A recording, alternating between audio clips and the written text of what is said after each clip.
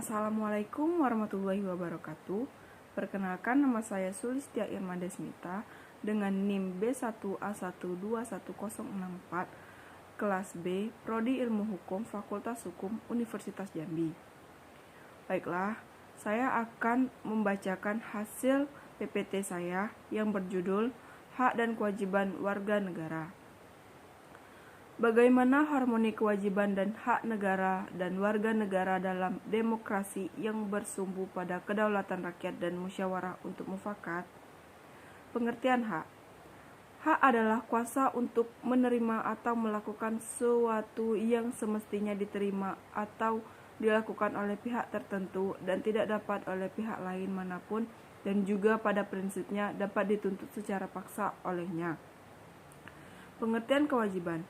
Wajib adalah beban untuk memberikan sesuatu yang semestinya dibiarkan atau diberikan oleh pihak tertentu, tidak dapat oleh pihak lain manapun, yang pada prinsipnya dapat dituntut secara paksa oleh yang berkepentingan. Hak dan kewajiban. Hak dan kewajiban merupakan suatu yang tidak dapat dipisahkan menurut teori korelasi yang dianut oleh pengikut utilitarianisme adalah hubungan timbal balik antara hak dan kewajiban.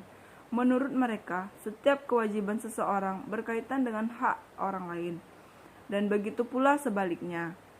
Mereka berpendapat bahwa kita baru dapat berbicara tentang hak dalam arti sesungguhnya jika ada korelasi itu. Hak yang tidak ada kewajiban yang sesuai dengannya tidak pantas disebut hak. Sumber historis, sosiologis, politik tentang harmoni kewajiban dan hak negara dan warga negara Indonesia. A. Secara historis, perjuangan menegakkan hak asasi manusia terjadi di dunia barat atau Eropa adalah John Locke, seorang filsuf Inggris pada abad ke-17 yang pertama kali merumuskan adanya hak alamiah atau natural rights yang melekat pada setiap diri manusia, yaitu hak atas hidup, hak kebebasan, dan hak memilih. Coba Anda pelajari lebih jauh ihwal kontribusi John Locke terhadap perkembangan demokrasi dan hak asasi manusia. 1. Magna Carta 1215. Piagam perjanjian antara Raja John dari Inggris dengan para bangsawan. Isinya adalah pemberian jaminan beberapa hak oleh raja kepada para bangsawan beserta keturunannya, seperti hak untuk tidak dipenjarakan tanpa adanya pemeriksaan pengadilan. Jaminan itu diberikan sebagai balasan atas bantuan biaya pemerintah yang telah diberikan oleh para bangsawan. Sejak itu, jaminan hak tersebut berkembang dan menjadi bagian dari sistem konstitusional Inggris. 2. Revolusi Amerika 1276. Perang kemerdekaan rakyat Amerika Serikat melawan penjajahan Inggris disebut Revolusi Amerika. Declaration of Independence atau Deklarasi Kemerdekaan. Amerika Serikat menjadi negara merdeka pada tanggal 4 Juli 1776 merupakan hasil dari revolusi ini. Revolusi Prancis 1789. Revolusi Prancis adalah bentuk perlawanan rakyat Prancis kepada rajanya sendiri atau Louis yang telah bertindak sewenang-wenang dan absolut. Declaration des droits de l'homme et du citoyen atau pernyataan hak-hak manusia dan warga negara dihasilkan oleh Revolusi Prancis.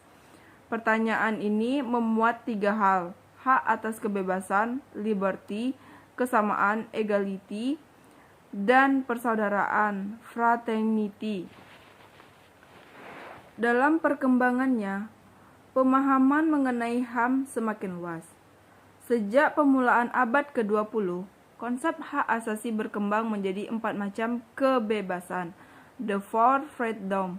Konsep ini pertama kali diperkenalkan oleh Presiden Amerika Serikat, Franklin D. Roosevelt. Keempat macam kebebasan itu pun meliputi kebebasan untuk beragama, kebebasan untuk berbicara, kebebasan dari kemelaratan, kebebasan dari ketakutan. B. Sumber sosiologis.